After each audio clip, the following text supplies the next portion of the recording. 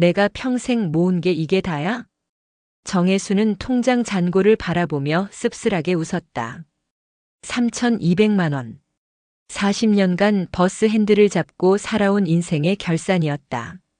젊은 사람들에게는 푼돈일지 모르지만 그에게는 피와 땀이 섞인 보물이었다.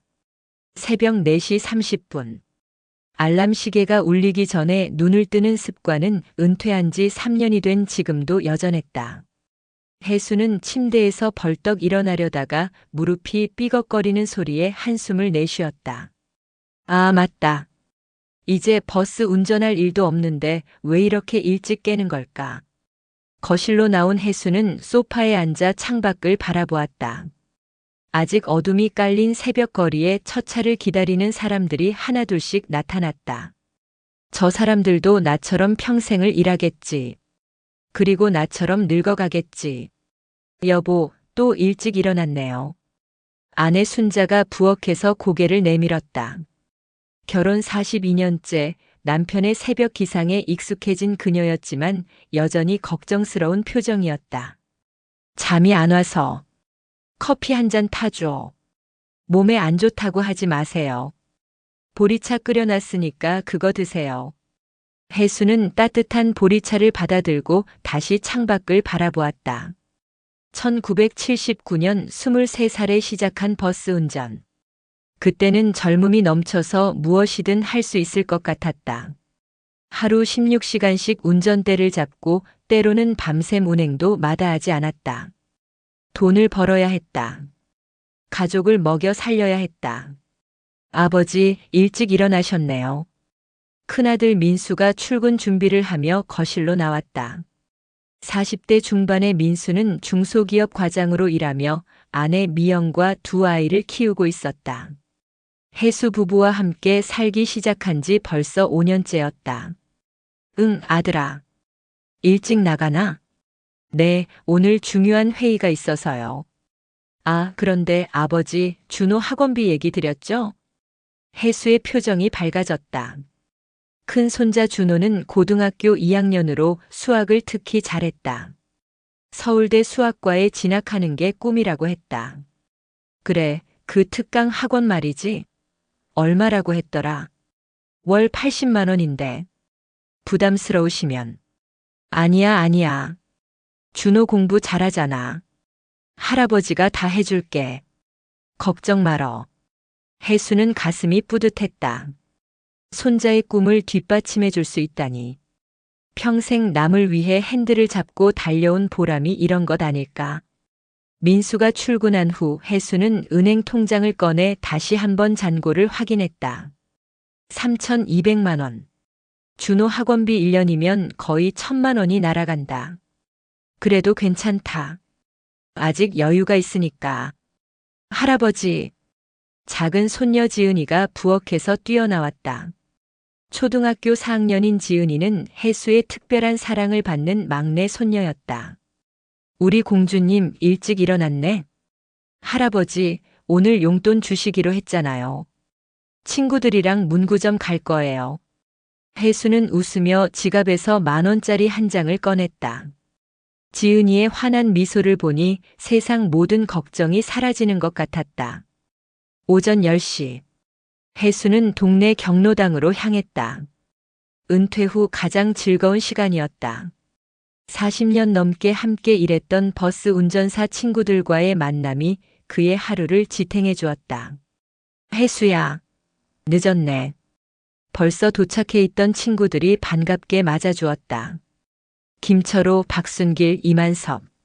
모두 비슷한 나이에 은퇴한 동료들이었다. 미안해. 손자 학원비 준비하느라 은행 들렀다가. 아이고, 자식 키우기도 힘든데 손자까지. 혜수 고생이 많아. 철호가 혀를 끌끌 찼다. 그도 비슷한 처지였다. 자식들이 경제적으로 독립하지 못해 계속 도와주고 있었다. 그래도 좋잖아. 손자가 공부 잘한다며? 응, 서울대 가겠다고 하네. 할아버지가 뭐라도 해줘야지. 혜수의 목소리에는 자부심이 가득했다. 40년간 새벽부터 밤까지 일한 보람을 손자에게서 찾고 있었다. 우리 세대가 참 대견하지 않나? 일제강점기에 태어나서 전쟁도 겪고 가난도 겪고 그래도 자식들 다 키워놨잖아. 순길이 감회에 젖은 목소리로 말했다. 맞아. 우리 때는 정말 악착같이 살았지. 하루라도 아니라면 굶는 줄 알았으니까. 혜수는 과거를 떠올렸다. 1980년대 경제 호황기에도 1997년 IMF 때도 2008년 금융위기 때도 그는 묵묵히 버스를 몰았다. 승객들의 험한 말도 참아내고 교통사고 위험도 감수하며 하루하루를 버텨냈다. 그런데 말이야, 요즘 젊은 것들은 우리를 뭐라고 부르는지 아나? 만섭이 씁쓸한 표정을 지었다. 틀딱이라고 하더군. 컴퓨터도 모르고 스마트폰도 못 쓴다고. 어휴, 그런 말 하지 마. 기분 나빠져. 혜수는 손사래를 쳤지만 마음 한구석이 쓰렸다. 젊은 세대와 점점 소통이 어려워지는 것을 느꼈다. 특히 스마트폰과 인터넷 같은 신기술은 그에게 너무나 어려운 존재였다. 점심시간이 되자 친구들과 헤어진 혜수는 집으로 돌아왔다. 아내는 여전히 부엌에서 분주했다. 여보, 점심 뭐야? 김치찌개 끓였어요. 어서 앉아요. 소박한 점심상이 차려졌다. 김치찌개에 계란 후라이, 나물 반찬 몇 개. 호화로운 식단은 아니었지만 평생을 함께한 아내의 손맛이 있었다. 여보, 우리 준호 학원비 80만 원씩 든다네. 그래요? 좀 비싸네요. 비싸긴 하지만 애가 공부 잘하니까 해줘야지. 서울대 간다잖아. 순자는 걱정스러운 표정을 지었다. 노부부의 생활비도 빠듯한데 손자 교육비까지 부담하기엔 부담스러웠다. 여보, 우리 돈 얼마나 있는지 아세요? 3,200만 원 정도 되지. 그게 우리가 평생 모은 전부예요. 너무 많이 쓰면. 걱정 마. 아직 젊어. 몸만 건강하면 뭐든 할 수 있어. 혜수는 자신만만하게 말했지만 사실 마음 한구석은 불안했다. 68세라는 나이가 결코 젊지 않다는 걸 누구보다 잘 알고 있었다. 오후에는 동네를 산책했다. 40년간 운전했던 버스 노선을 따라 걷는 게 혜수의 취미였다. 새로 생긴 건물들, 변해가는 풍경들을 보며 세월의 흐름을 느꼈다. 버스 정류장에서 잠시 쉬고 있는데 지나가던 젊은 남자가 길을 물어왔다. 할아버지, 시청 가는 버스가 몇 번이에요? 156번, 273번 타면 돼요. 156번이 더 빨라요. 감사합니다. 젊은 남자가 고맙다며 인사하고 갔다. 혜수는 뿌듯했다. 40년간 쌓은 지역 지식이 아직도 도움이 되고 있었다. 집으로 돌아온 혜수는 거실에서 TV를 켰다. 뉴스에서는 고령화 사회, 노인 문제에 대한 이야기가 나오고 있었다. 65세 이상 노인 인구가 전체 인구의 17.5%를 차지하게 되었습니다. 노인 빈곤율도 OECD 국가 중 최고 수준으로. 혜수는 채널을 돌렸다. 우울한 이야기는 듣고 싶지 않았다. 자신은 아직 괜찮다고 3천만 원도 있고 가족도 있지 않나. 저녁 시간. 가족들이 모두 모였다. 민수와 미영, 그리고 준호와 지은이. 작지만 따뜻한 저녁 식탁이었다. 할아버지, 학원비 정말 괜찮으세요? 준호가 조심스럽게 물어왔다. 고등학생이지만 집안 사정을 어느 정도 알고 있었다. 괜찮다니까. 할아버지가 평생 모은 돈이 너 하나 가르치기에는 충분해. 혜수는 호탕하게 웃었다. 하지만 준호는 여전히 미안한 표정이었다. 할아버지, 제가 장학금 받을 수 있도록 더 열심히 할게요. 그래, 우리 준호가 최고야. 밤 10시. 가족들이 모두 잠자리에 든 후 혜수는 혼자 거실에 앉아 있었다. 통장을 다시 꺼내 보았다. 3,200만 원. 이 돈이 얼마나 소중한지 다른 사람들은 모를 것이다. 1979년 23세 정혜수가 버스 운전사가 되기로 결심했을 때 월급은 15만 원이었다. 그때부터 지금까지 한 달도 빠뜨리지 않고 저축했다. 물론 중간중간 집 사고 자식 키우고 병원비 내느라 많이 썼지만 그래도 꾸준히 모았다. 혜수는 젊은 시절을 떠올렸다. 새벽 5시에 일어나 차고지에서 버스를 점검하고 밤 10시가 넘어서야 집에 돌아오던 시절. 여름에는 에어컨도 없는 버스에서 땀범벅이 되어 일했고 겨울에는 난방도 제대로 안 되는 운전석에서 떨며 운전했다. 승객들의 험한 말도 많이 들었다. 교통이 막히면 운전사 탓, 버스가 늦으면 운전사 탓. 하지만 참았다. 가족을 위해서, 미래를 위해서. 여보, 아직 안 주무세요? 아내가 잠옷을 입고 거실로 나왔다. 응, 잠이 안 와서. 뭘 그렇게 보세요? 통장. 우리가 평생 모은 거. 순자는 남편 옆에 앉았다. 42년을 함께 산 아내였다. 남편의 마음을 누구보다 잘 알고 있었다. 고생 많이 하셨어요. 정말로. 고생? 뭘? 남자라면 당연한 거지. 혜수는 괜히 목소리를 크게 냈다. 하지만 아내의 따뜻한 말 한마디에 마음이 뭉클했다. 여보, 우리 잘 살았죠? 네, 잘 살았어요. 자식들도 다 컸고 손자들도 건강하고. 맞아. 우리가 뭐 부족한 게 있나? 집도 있고 돈도 있고 가족도 건강하고. 혜수는 만족스럽게 고개를 끄덕였다. 3,200만 원. 많지는 않지만 자신이 평생 일해서 만든 결과물이었다. 이 돈으로 손자의 꿈을 지원하고 가족과 함께 평안한 노후를 보낼 수 있을 것이다. 그때는 몰랐다. 바로 내일 한 통의 전화가 그의 평생을 송두리째 흔들어 놓을 거라는 걸. 정혜수 씨, 큰일 났습니다. 다음 날 오전 10시 32분. 정혜수는 경로당에서 친구들과 윷놀이를 하고 있었다. 덕을 던져 말이 나가는 순간 가슴팍에서 휴대폰이 울렸다. 잠깐만, 전화 온다. 혜수는 휴대폰을 꺼내며 화면을 들여다봤다. 모르는 번호였지만 앞자리가 2로 시작하는 서울 번호였다. 아들이 회사에서 급한 일로 전화하는 건 아닐까? 여보세요? 정혜수 씨죠? 안녕하세요. 국세청 조사이과 김정훈 주임입니다. 목소리는 젊고 단단했다. 관공서 직원 특유의 딱딱한 말투였다. 국세청이요? 혜수의 가슴이 철렁했다. 세금 관련해서 문제가 생긴 건 아닐까? 평생 성실하게 살아왔는데. 네, 정혜수 씨 신분증번호 51만 1234-12만 3456번 맞으시죠? 주민등록 번호까지 정확히 아는 상대방에게 혜수는 더욱 긴장했다. 맞습니다만. 무슨 일이죠? 사실 좀 심각한 문제가 발견됐습니다. 정혜수 씨 명의로 된 계좌에서 불법적인 자금 세탁 의혹이 포착됐거든요. 자금 세탁이요? 저는 그런 거 한 적이 없는데요. 혜수의 목소리가 떨렸다. 친구들이 걱정스러운 눈빛으로 바라봤지만 혜수는 이미 전화에만 집중하고 있었다. 물론 정혜수 씨가 직접 하신 건 아닐 겁니다. 하지만 누군가가 정혜수 씨 명의를 도용해서 범죄에 이용했을 가능성이 높습니다. 지금 당장 조치를 취하지 않으면 정혜수 씨도 공범으로 처벌받을 수 있어요. 공범이요? 저는 정말 아무것도 모르는데.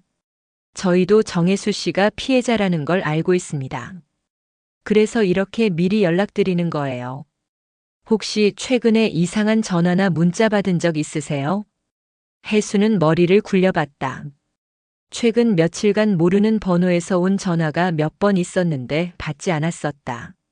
모르는 번호에서 몇 번 왔었는데 안 받았어요. 아, 그렇다면 확실합니다. 범죄 조직에서 정혜수 씨를 타겟으로 삼고 있었던 거네요. 지금 즉시 계좌를 보호 조치해야 합니다. 보호 조치요? 네, 정혜수 씨 명의로 된 모든 계좌를 임시로 안전한 곳으로 이체시켜야 해요. 그렇지 않으면 범죄자들이 정혜수 씨 계좌를 이용해서 더 큰 범죄를 저지를 수 있거든요. 혜수는 혼란스러웠다. 무슨 말인지 이해가 잘 안 됐지만 상대방이 너무나 전문적인 용어를 사용하며 설명하니 그럴듯하게 들렸다. 어떻게 해야 하죠? 일단 집에 계세요. 지금 즉시 집으로 가서 통장과 카드를 준비해 주세요. 저희가 안전계좌로 이체 절차를 도와드릴게요. 혜수는 친구들에게 급한 일이 생겼다며 급히 자리를 떴다. 집까지 가는 20분 동안 머릿속이 복잡했다. 자금 세탁? 명의 도용? 평생 그런 단어조차 들어본 적 없었는데. 여보, 웬일로 이렇게 일찍? 집에 들어서자 아내가 반겼다. 응급한 일이 생겨서. 국세청에서 전화 왔어. 국세청이요? 무슨 일인데요? 혜수는 아내에게 상황을 간략히 설명했다. 순자의 얼굴도 점점 심각해졌다. 그때 다시 전화가 울렸다. 똑같은 번호였다. 정혜수 씨, 집에 도착하셨나요? 네, 방금 왔습니다. 좋습니다. 그럼 지금부터 제가 안내해드리는 대로 따라해 주세요. 먼저 모든 통장을 꺼내서 잔액을 확인해 주세요. 혜수는 서랍에서 통장들을 꺼냈다. 주거래 은행 통장에는 3,200만 원, 적금 통장에는 800만 원이 있었다. 주거래 통장에 3,200만 원, 적금 통장에 800만 원 있습니다. 총 4천만 원이군요. 상당한 금액이네요. 범죄자들이 왜 정혜수 씨를 노렸는지 알겠습니다. 상대방의 말에 혜수는 더욱 불안해졌다. 평생 모은 돈이 위험에 처했다니. 지금 즉시 인터넷 뱅킹으로 안전계좌로 이체해야 합니다. 혹시 인터넷 뱅킹 하실 줄 아세요? 아니요, 그런 건 잘 몰라요. 항상 은행에 가서 했거든요. 그렇다면 ATM기를 이용해야겠네요. 가장 가까운 은행 ATM기가 어디에 있나요? 집에서 5분 거리에 있어요. 좋습니다. 지금 즉시 가세요. 그리고 이 전화는 계속 연결해 두세요. 범죄자들이 중간에 방해할 수 있거든요. 혜수는 통장과 카드를 챙겨 은행으로 향했다. 아내도 함께 따라 나섰다. 길을 걸으면서도 계속 전화는 연결돼 있었다. 정혜수 씨, 혹시 주변에 수상한 사람들 보이나요? 범죄 조직에서 미행을 보냈을 수도 있거든요. 혜수는 주변을 두리번거렸다. 평소와 다를 바 없는 평범한 동네 풍경이었지만 왠지 모든 사람이 수상해 보였다. 잘 모르겠어요. 조심하세요. 이런 범죄 조직들은 생각보다 치밀합니다. ATM기에 도착하면 즉시 알려주세요. 은행에 도착한 혜수는 ATM기 앞에서 전화기를 귀에 댔다. 도착했습니다. 좋습니다. 지금부터 제가 안내해드리는 대로 정확히 따라해 주세요. 먼저 카드를 넣고 비밀번호를 입력하세요. 혜수는 시키는 대로 했다. 화면에 계좌 잔액이 나타났다. 잔액 확인됐나요? 네, 3,200만 원 나와요. 좋습니다. 이제 이체 메뉴를 선택하세요. 이체요? 어디로 보내는 거죠? 저희 국세청 임시보호계좌입니다. 계좌번호를 알려드릴게요. 국민은행 마이너스입니다. 혜수는 천천히 계좌번호를 입력했다. 손이 떨려서 번호를 잘못 누를 뻔했다. 여보, 정말 괜찮은 거예요? 옆에서 지켜보던 아내가 걱정스럽게 물었다. 뭔가 이상하다는 느낌이 들었다. 잠깐만요. 혜수는 전화기에 대고 말했다. 저희 처가 좀 걱정하는데 정말 국세청이 맞나요? 혹시 신분증이나 공문 같은 걸로 확인할 수 있나요? 전화 너머로 잠시 정적이 흘렀다. 그리고 상대방의 목소리가 조금 차갑게 변했다. 정혜수 씨, 지금이 그런 걸 따질 시간이에요?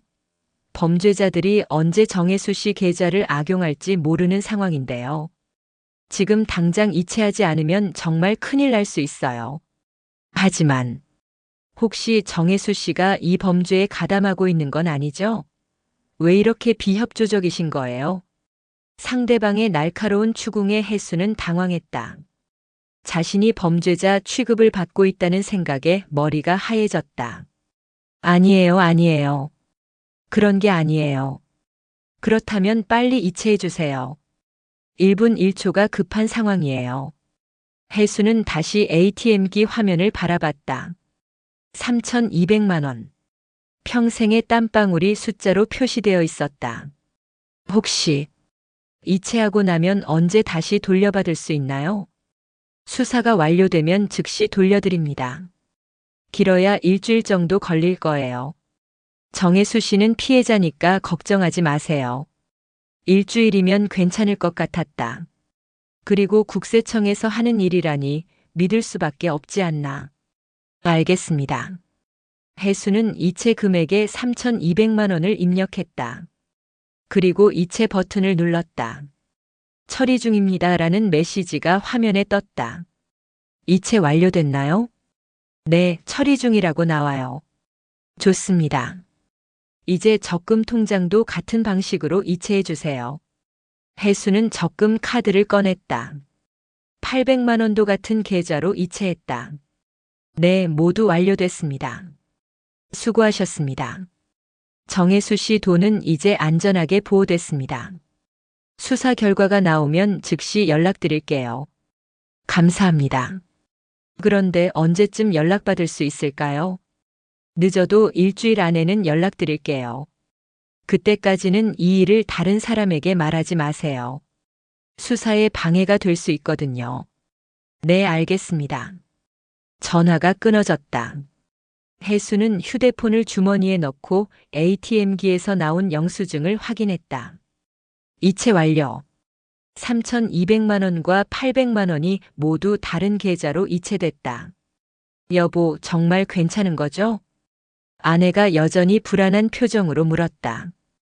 괜찮아. 국세청에서 하는 일인데. 일주일 후면 다시 돌려받는데. 하지만 혜수의 마음도 편하지 않았다. 뭔가 석연치 않은 느낌이 계속 들었다. 집으로 돌아가는 길 혜수는 문득 궁금한 게 생겼다. 정말 국세청에서 이런 식으로 일하나? 평생 성실히 세금 내고 살았지만 국세청에서 직접 전화해서 돈을 이체하라고 한 적은 없었던 것 같은데. 집에 도착한 혜수는 곧바로 인터넷을 검색해보고 싶었지만 컴퓨터나 스마트폰을 제대로 다루지 못했다. 아들이 퇴근하면 물어봐야겠다. 저녁 6시. 민수가 퇴근했다. 아들아, 좀 물어볼 게 있어. 네, 아버지. 뭔데요? 혜수는 오늘 있었던 일을 자세히 설명했다. 민수의 표정이 점점 심각해졌다. 아버지, 혹시 그 전화번호 기억나세요? 휴대폰에 저장돼 있을 거야. 민수는 아버지의 휴대폰을 받아 통화 기록을 확인했다. 그리고 그 번호를 인터넷에 검색해봤다. 아버지, 이거 보세요. 컴퓨터 화면에는 같은 번호로 보이스피싱을 당했다는 여러 개의 신고글이 올라와 있었다. 보이스피싱이요? 그게 뭔데요? 아버지, 사기당하신 것 같아요. 민수의 말에 혜수는 머리가 하얘졌다. 사기? 4천만 원이 사기? 안 돼. 안 돼. 혜수의 목소리가 떨렸다. 40년간 모은 돈이 하루아침에 사라졌다니. 이런 일이 있을 수 있나? 아버지, 지금 즉시 경찰서에 신고해야 해요. 하지만 혜수는 이미 현실을 받아들이기 어려웠다. 손자 학원비는 어떻게 하지? 노후 생활은? 그 순간 혜수는 느꼈다. 자신이 얼마나 무력한 존재인지를, 세상이 얼마나 빠르게 변했는지를, 그리고 그 변화에 자신이 얼마나 뒤처져 있는지를. 아버지, 세상이 이렇게 무서운 곳인 줄 몰랐어요. 경찰서는 혜수가 평생 와본 곳 중 가장 차가운 곳이었다. 형광등 불빛 아래 차가운 플라스틱 의자에 앉아 있으니 마치 자신이 죄인이 된 것 같았다. 피해 금액이 얼마라고 하셨죠? 젊은 경찰관이 키보드를 두드리며 물었다. 아마 아들뻘 되는 나이였다. 4천만 원입니다. 해수의 목소리는 바스락거리는 낙엽처럼 작고 떨렸다. 휴. 요즘 보이스피싱이 정말 기승이네요. 하루에 신고만 10건은 들어와요. 경찰관의 말에 해수는 더욱 절망했다. 하루에 10건이라니. 그럼 자신과 같은 피해자가 매일 10명씩 생긴다는 얘기 아닌가. 그런데 할아버지 국세청에서 전화와서 돈을 이체하라고 하면 원래 이상하다고 생각하셔야 해요. 국세청은 그런 식으로 일하지 않거든요. 저는 몰랐어요. 해수는 고개를 숙였다. 무지했던 자신이 원망스러웠다. 68년을 살면서 이런 일은 처음이었다. 네, 이해합니다. 요즘 수법이 워낙 교묘해서 신고서 작성하시고 가세요. 하지만 솔직히 말씀드리면 돈 찾기는 어려울 것 같아요. 어려울 것 같다고요? 옆에 앉아있던 민수가 놀라서 물었다. 네, 보통 이런 경우 돈이 해외로 빠져나가거나 여러 계좌를 거쳐서 추적이 거의 불가능해요. 죄송합니다만. 경찰관의 말이 끝나기도 전에 해수는 의자에서 힘없이 주저앉았다. 4천만 원이 완전히 사라졌다는 뜻이었다. 아버지. 민수가 급히 아버지를 부축했다. 괜찮아. 괜찮아. 해수는 아들의 손을 뿌리쳤다. 괜찮을 리가 없었다. 40년간 새벽부터 밤까지 일해서 모은 돈이 하루아침에 사라졌는데 집으로 돌아오는 차 안은 정적이 흘렀다. 민수는 운전하면서 몇 번이나 아버지를 걱정스럽게 바라봤지만 해수는 창밖만 멍하게 바라보고 있었다. 아버지, 우리가 도와드릴게요. 준호 학원비도 걱정하지 마세요. 해수는 대답하지 않았다. 어떻게 대답해야 할지 몰랐다. 아들이 고마웠지만 동시에 미안했다. 68세 늙은이가 자식에게 손을 벌려야 한다니. 집에 도착하자 온 가족이 거실에서 기다리고 있었다.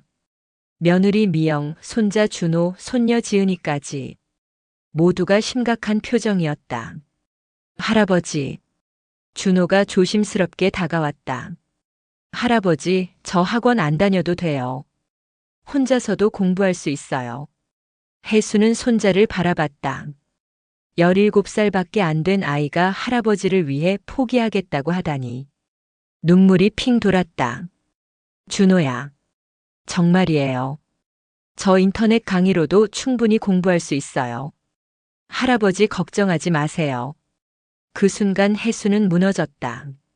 손자가 위로해야 할 할아버지가 되었다니. 이런 할아버지가 어디 있나. 할아버지가 미안하다. 정말 미안해. 해수는 손자를 끌어안고 눈물을 흘렸다. 40년간 흘리지 않던 눈물이 터져나왔다. 그날 밤 해수는 잠을 이룰 수 없었다. 침대에 누워 천장을 바라보며 계속 생각했다. 어떻게 이런 일이 일어날 수 있을까? 국세청이라고 하니까 믿었는데. 주민등록번호까지 알고 있었는데. 새벽 3시. 해수는 일어나 거실로 나왔다. 텅 빈 통장을 다시 꺼내보았다. 잔액 0원. 차가운 숫자가 그의 심장을 얼렸다. 여보, 잠 못 주무세요? 아내가 나와 옆에 앉았다. 순자야. 내가 바보였나? 아니에요. 누구라도 당할 수 있어요. 40년을 일했는데. 40년을. 해수의 목소리가 메말랐다. 여보, 아직 건강하시잖아요. 다시 시작할 수 있어요. 68살에 뭘 다시 시작해? 누가 이런 늙은이를 써주겠어? 해수는 자조적으로 웃었다. 젊었을 때도 힘들었던 일을 이 나이에 다시 할 수 있을 리 없었다. 다음 날부터 해수의 일상이 완전히 바뀌었다. 경로당에 나가는 것도 부끄러웠다. 친구들에게 어떻게 설명해야 할지 몰랐다. 40년 넘게 알고 지낸 친구들에게 나 사기당했어 라고 말할 용기가 없었다. 해수야, 요즘 왜 안 나와? 철호가 집으로 찾아왔다. 몸이 좀 안 좋아서. 무슨 소리야? 어제 슈퍼에서 봤는데 멀쩡하던데? 철호는 혜수의 변화를 금세 눈치챘다. 40년 넘게 알고 지낸 친구였으니까. 혜수야, 무슨 일 있나? 얼굴이 왜 이래? 아냐. 아무것도 아냐. 거짓말하지 마. 뭔 일인지 말해봐. 철호의 다그침에 혜수는 결국 털어놓았다. 4천만 원을 사기당했다고. 평생 모은 돈이 하루아침에 사라졌다고. 뭐라고? 4천만 원을? 철호의 얼굴이 하얘졌다. 보이스피싱이라더군. 나도 처음 들어본 말이야. 이런 망할. 어떤 놈이 그런 짓을. 철호는 주먹을 불끈 쥐었다. 친구의 분노가 혜수에게는 위로가 되었다. 혜수야, 넌 잘못한 게 없어. 그런 나쁜 놈들이 잘못한 거지. 그래도 내가 바보같이 당했잖아. 바보 소리 하지 마. 요즘 그런 놈들이 얼마나 교묘한데. 나라도 당했을 거야. 철호의 말에 혜수는 조금 위로받았다. 하지만 현실은 바뀌지 않았다. 돈은 이미 사라졌고 노후는 막막했다. 며칠 후 혜수는 동네 일자리 센터를 찾았다. 다시 일을 해야 했다. 68세의 말이다. 어르신, 어떤 일을 원하세요? 젊은 직원이 친절하게 물었다. 뭐든. 할 수 있는 일이면. 어르신 나이면 경비나 청소 정도가 가능할 것 같은데요. 하지만 급여가 많지는 않아요. 얼마나 되나요? 시급 9천 원 정도요. 하루 8시간이면 월 150만 원 정도. 혜수는 계산해 봤다. 150만 원씩 모으면 4천만 원 만들려면 거의 3년이 걸렸다. 그것도 한 푼도 안 쓰고 모았을 때 얘기였다. 알겠습니다. 신청하겠습니다. 그날부터 혜수는 아파트 단지 경비원으로 일하게 되었다. 40년간 버스 운전사로 일했던 그가 이제는 경비실에서 CCTV를 보며 하루를 보내야 했다. 첫 출근 날 혜수는 경비복을 입고 거울을 봤다. 낡은 얼굴에 초라한 경비복. 이게 바로 자신의 현실이었다. 안녕하세요. 출근하는 주민들이 인사했다. 그 중에는 자신과 비슷한 나이의 사람들도 있었다. 하지만 그들은 잘 차려입고 여유로워 보였다. 평생을 준비해서 편안한 노후를 보내고 있는 것 같았다. 우리는 왜 이렇게 다를까? 혜수는 혼잣말을 했다. 똑같이 평생을 일했는데 어떤 사람은 편안한 노후를 보내고 어떤 사람은 다시 일해야 하다니. 점심시간에 도시락을 먹으며 혜수는 문득 생각했다. 사기꾼은 어떤 사람일까?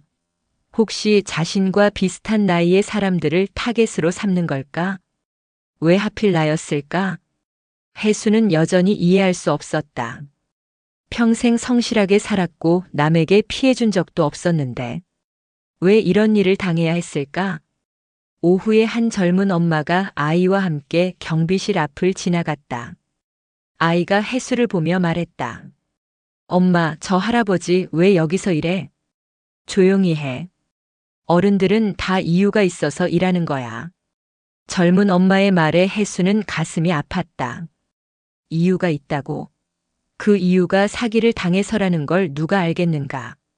저녁 7시.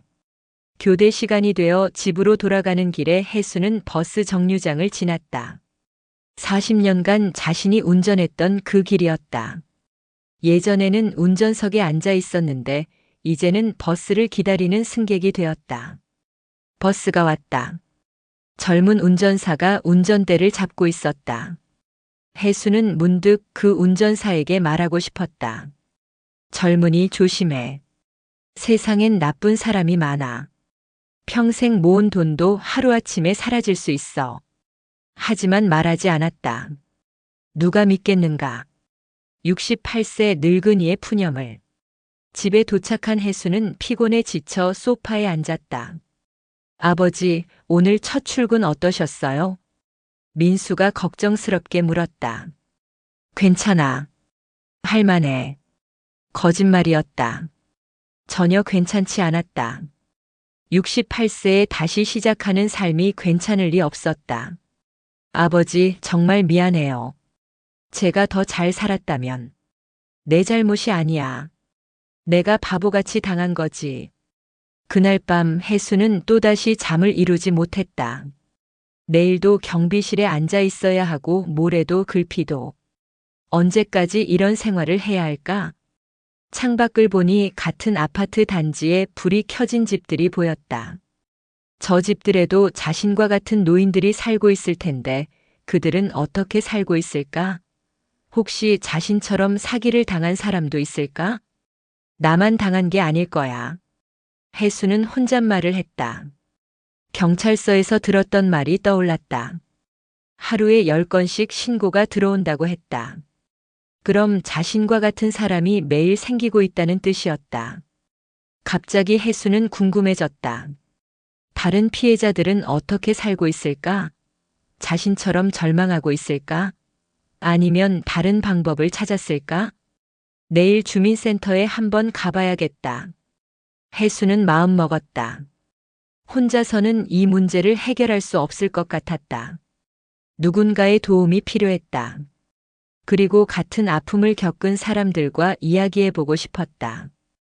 68년을 살면서 처음으로 혜수는 깨달았다.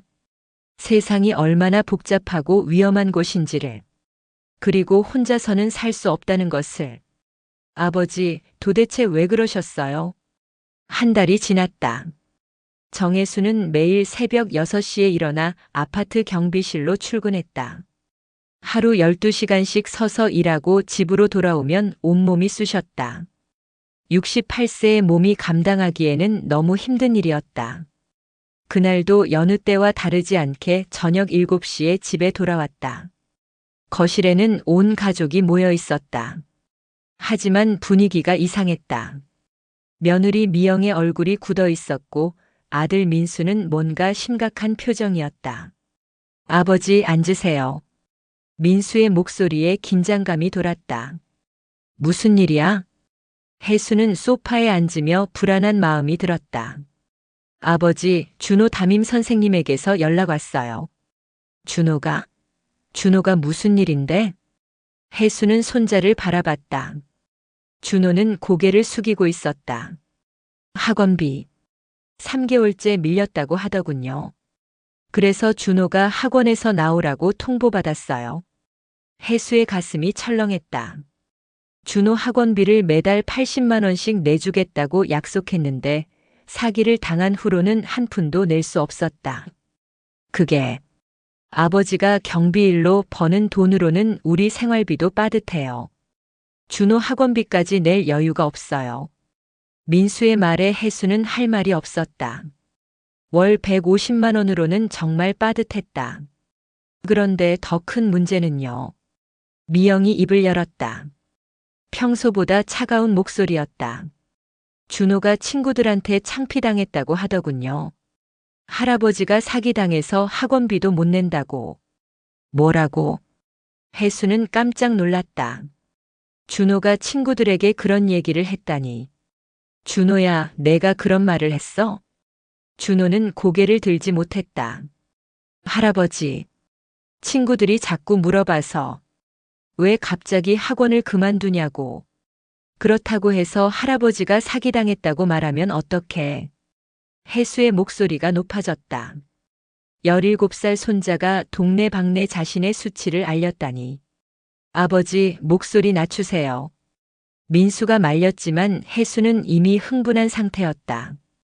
이게 다 내 잘못이야? 내가 사기당한 게 그렇게 부끄러워? 부끄럽다는 게 아니라. 그럼 뭐야? 준호가 친구들한테 그런 말을 했다는 것 자체가 나를 부끄러워한다는 뜻 아니야? 거실이 순간 정적에 쌓였다. 그때 미영이 입을 열었다. 시아버님, 솔직히 말씀드릴게요. 미영의 목소리는 평소와 완전히 달랐다. 차갑고 날카로웠다. 아버님이 왜 그렇게 쉽게 속으셨는지 이해가 안 돼요. 뭐라고? 요즘 보이스피싱 얘기가 TV에서 얼마나 많이 나오는데요. 그런데 왜 그렇게 쉽게 속았다고? 혜수의 얼굴이 붉어졌다. 네, 솔직히 그래요. 아버님이 좀만 신중하셨다면 이런 일은 없었을 거예요. 미영아. 순자가 며느리를 말렸지만 이미 늦었다. 어머님도 그러세요. 4천만 원이면 적은 돈이 아니잖아요. 그걸 그렇게 쉽게. 그만해. 혜수가 소리쳤다. 그래, 내가 바보였어. 내가 어리석었다고. 그러면 만족해? 아버님, 저는 그런 뜻이 아니라. 아니면 뭐야? 지금 나를 바보 취급하는 거 아니야? 혜수는 벌떡 일어났다.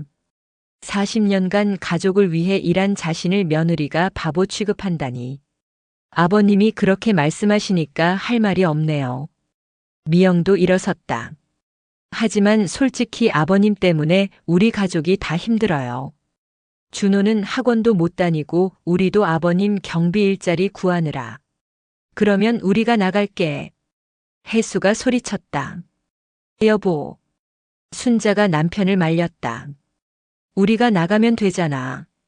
이 집에서 나가서 우리끼리 살면 되지. 아버지, 그런 말씀 마세요. 민수가 급히 말했다. 아니야, 민수야. 내 아내 말이 맞아. 우리가 있으니까 너희가 힘든 거지. 아버지, 내가 바보라며? 내가 어리석다며? 그런 아버지와 함께 살기 싫을 거 아냐?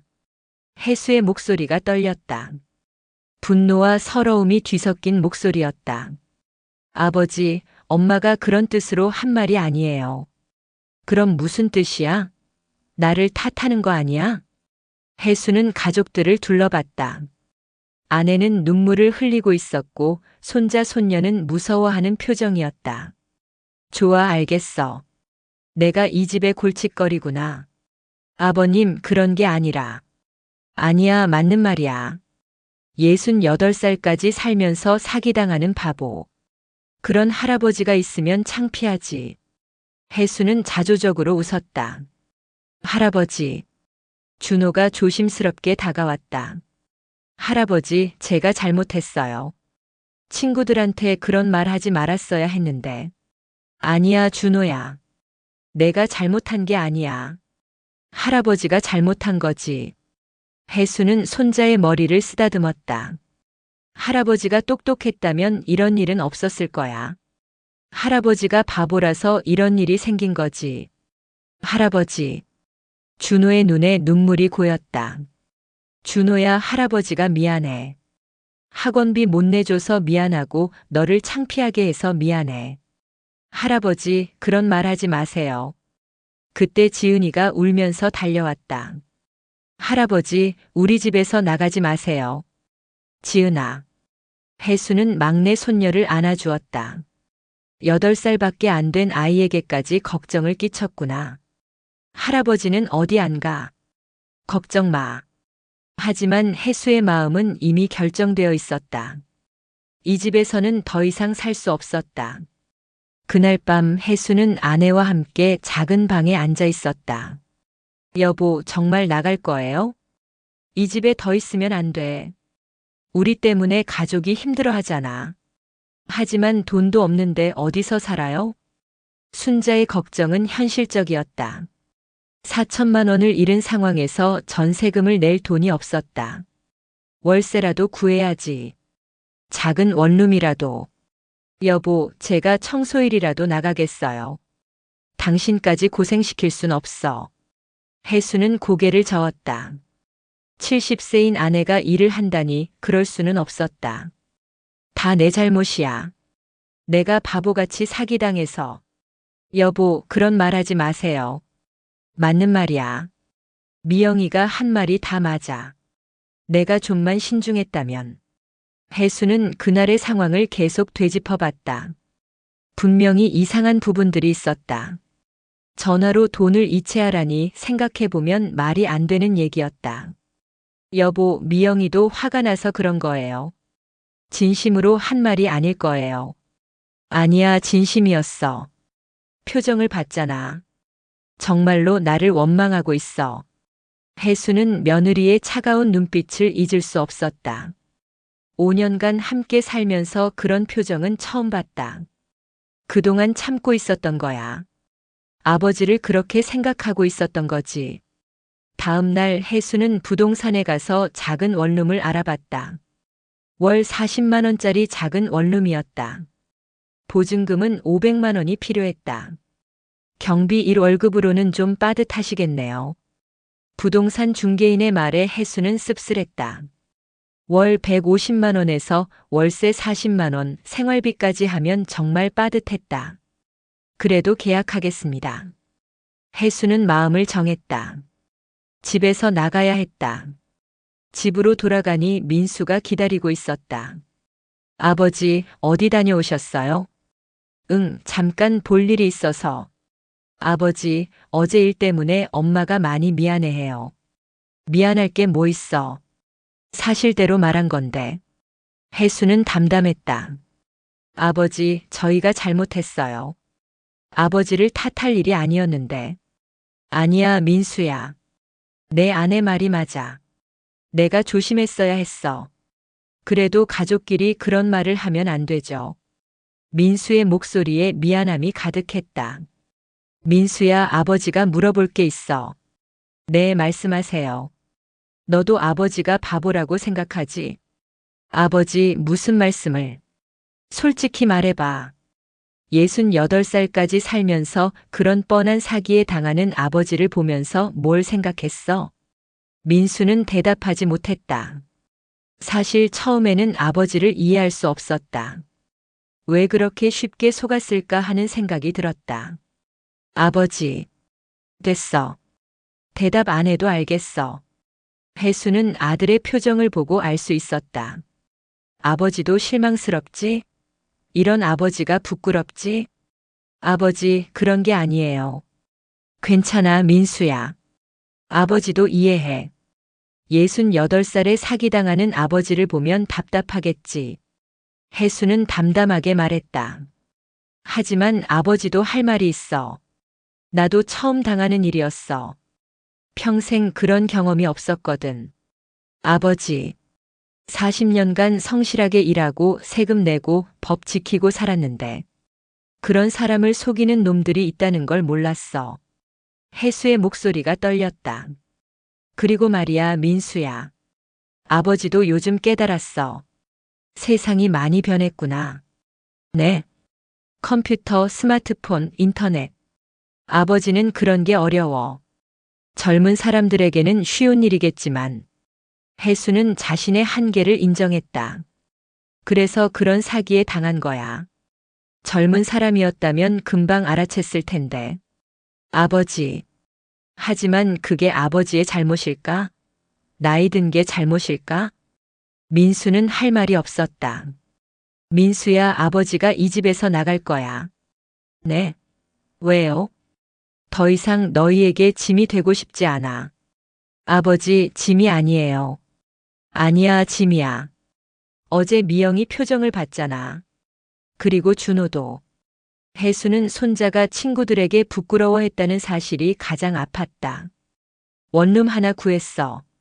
다음 주에 이사 갈 거야. 아버지, 그러지 마세요. 우리가 잘못했어요. 잘못한 게 아니야. 현실이야. 68살에 사기당한 늙은이와 함께 살기 어려운 게 당연해. 그날 저녁 온 가족이 모여 앉았다. 미영은 어제와 달리 미안한 표정이었다. 아버님, 어제 제가 너무했어요. 죄송해요. 아니야, 미영아. 내가 한 말이 맞아. 아니에요. 제가 화가 나서 하지 말았어야 할 말을 했어요. 미영의 목소리에 진심이 담겨 있었다. 아버님, 나가시지 마세요. 우리가 더 잘할게요. 하지만 혜수의 마음은 이미 결정되어 있었다. 미영아, 고마워. 하지만 이게 다 우리를 위한 일이야. 아버님, 너희도 편할 거고 우리도 편할 거야. 서로 눈치 안 보고 살 수 있잖아. 혜수는 쓸쓸하게 웃었다. 그날 밤 혜수는 창밖을 바라보며 생각했다. 68년을 살면서 이렇게 외로웠던 적이 있었을까? 가족들 사이에서도 이렇게 혼자라는 느낌을 받은 적이 있었을까? 사기를 당한 것보다 더 아픈 건 가족들의 시선이었다. 자신을 바라보는 실망스러운 눈빛들. 그리고 자신이 가족에게 짐이 되었다는 현실. 정말 내가 바보였나? 혜수는 혼잣말을 했다. 하지만 이제 그런 건 중요하지 않았다. 중요한 건 앞으로 어떻게 살아야 하느냐는 것이었다. 68세에 다시 시작하는 살. 혼자서 말이다. 할아버지 혼자가 아니에요. 정혜수가 작은 원룸으로 이사한 지 2달이 지났다. 6평 남짓한 공간에 냉장고와 전자레인지 그리고 작은 침대가 전부였다. 68년을 살면서 이렇게 좁은 곳에서 산 건 처음이었다. 아내 순자는 매일 울었다. 42년간 함께 산 집을 떠나 이런 곳에서 살게 될 줄 몰랐다고. 하지만 혜수는 차라리 마음이 편했다. 가족들 눈치 보지 않고 살 수 있어서. 여보, 오늘도 라면이에요? 순자가 전자레인지에서 라면을 꺼내며 한숨을 쉬었다. 라면도 좋잖아. 우리 젊었을 때 라면이 얼마나 맛있었는데. 혜수는 일부러 밝게 말했다. 하지만 속으로는 쓸쓸했다. 평생 일해서 이런 삶을 살게 될 줄 몰랐다. 할아버지. 문 밖에서 익숙한 목소리가 들렸다. 준호였다. 준호야? 혜수는 급히 문을 열었다. 손자가 큰 봉지를 들고 서 있었다. 할아버지, 엄마가 반찬 좀 싸줬어요. 이런 걸 왜? 혜수는 고마우면서도 미안했다. 손자까지 이런 신세를 보게 하다니.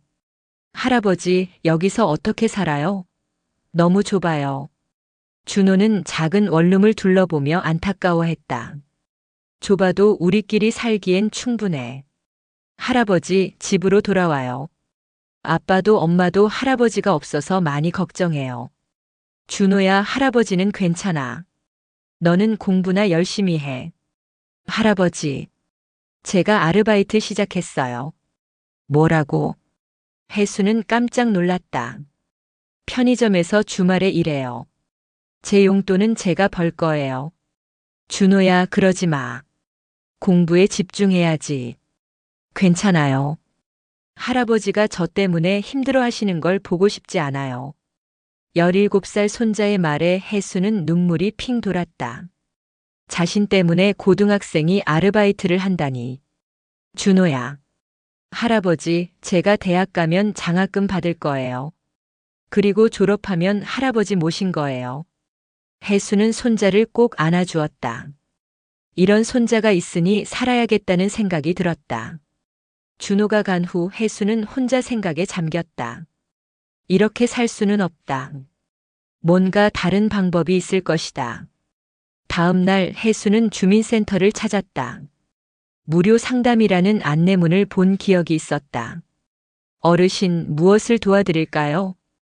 젊은 직원이 친절하게 물었다. 저 보이스피싱 피해를 당했는데 어떻게 해야 할지 모르겠어서요. 아, 그러시군요. 잠깐만 기다리세요. 직원은 어딘가로 전화를 걸었다. 어르신, 매주 목요일에 시니어 상담 모임이 있어요. 거기 가보시면 도움이 될 것 같은데요. 시니어 상담 모임이요? 네, 비슷한 어려움을 겪는 어르신들이 모여서 서로 이야기하고 도움을 주고받는 모임이에요. 혜수는 관심이 생겼다. 자신과 같은 사람들이 있다니. 언제 하나요? 이번 주 목요일 오후 2시에 있어요. 3층 소회의실에서요. 목요일이 되었다.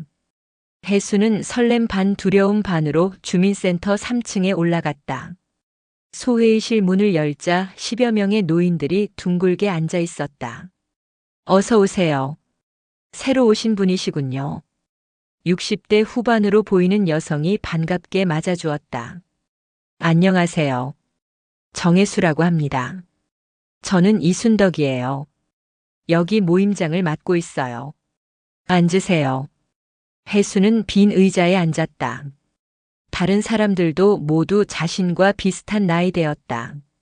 오늘은 새로 오신 분이 있으니까 각자 소개부터 할까요? 순덕의 말에 한 명씩 자신의 이야기를 하기 시작했다. 저는 김철수입니다.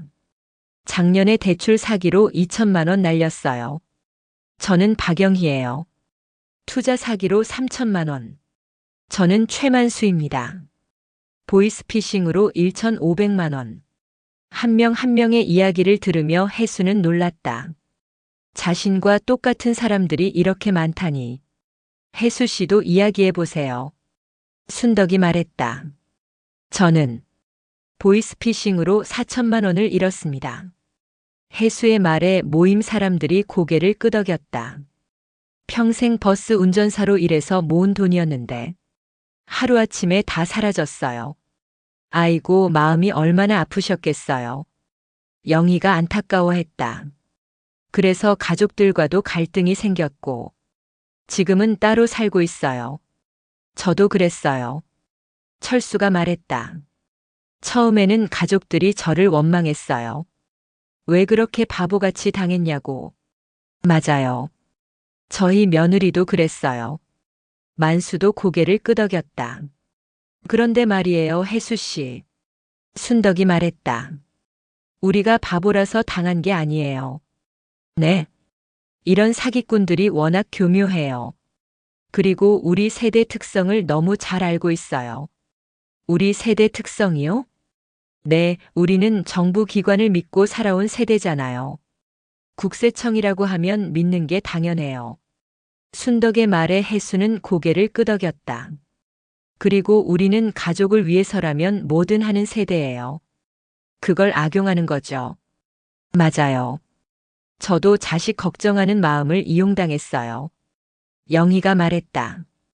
손자 교육비 걱정하는 마음도 마찬가지예요. 철수의 말에 혜수는 깜짝 놀랐다. 어떻게 자신의 마음을 그렇게 잘 아는지. 그런데 이런 얘기를 누구한테 할 수 있어요? 가족들은 우리를 바보 취급하고 만수의 말에 모든 사람이 공감했다. 그래서 우리가 이렇게 모이는 거예요. 서로 이해하고 위로하려고. 순덕의 말에 혜수는 뭔가 따뜻한 느낌이 들었다. 그런데 순덕 씨는 어떤 피해를 당하셨어요? 혜수가 물었다. 저요? 저는 보험 사기였어요. 5천만 원 날렸죠. 5천만 원이요? 네, 처음에는 정말 죽고 싶었어요. 남편한테도 말 못하고. 순덕의 목소리가 떨렸다. 그런데 여기 와서 다른 분들 이야기 듣고 나니까 내가 특별히 바보인 게 아니구나 싶더라고요. 맞아요. 저도 그랬어요. 영희가 맞장구 쳤다. 그리고 우리끼리 정보도 공유해요. 어떤 새로운 사기 수법이 나오는지, 어떻게 대처해야 하는지. 정보 공유? 네, 요즘 또 새로운 수법이 나왔어요. 택배 사기라고. 철수가 설명했다. 택배 기사라고 하면서 전화해서 개인정보를 빼내는 거예요. 아, 그런 것도 있군요. 혜수는 몰랐던 정보였다. 그리고 우리가 할 수 있는 일도 찾아봐요. 순덕이 말했다. 할 수 있는 일이요? 네, 다른 어르신들한테 사기 예방 교육을 해주는 거예요. 우리가요? 네, 누가 이런 사기에 대해 가장 잘 알겠어요? 직접 당해본 우리가 제일 잘 알잖아요. 순덕의 말에 혜수는 고개를 끄덕였다. 매월 둘째 주에는 경로당 순회 교육을 해요. 우리 경험을 바탕으로. 그런 걸 해도 되나요? 주민센터에서 지원해줘요. 교통비도 주고. 영희가 말했다. 그리고 말이에요, 혜수 씨. 이런 일을 하다 보면 마음이 좀 편해져요. 네. 우리가 당한 건 바꿀 수 없지만 다른 사람은 우리 같은 피해를 안 당하게 할 수 있잖아요. 만수의 말에 혜수는 생각에 잠겼다. 그리고 우리끼리 서로 도와줘요. 일자리 정보도 공유하고. 일자리 정보요? 네, 저는 여기서 소개받아서 지금 학교 급식실에서 일해요. 영희가 말했다. 급식실이요? 네, 하루 4시간씩 주 5일. 월 80만 원 정도 돼요. 오, 그 정도면 괜찮네요. 혜수는 관심이 생겼다. 경비일보다 훨씬 나았다. 학교에서는 우리 같은 어르신들을 선호해요. 성실하고 책임감 있다고. 정말요?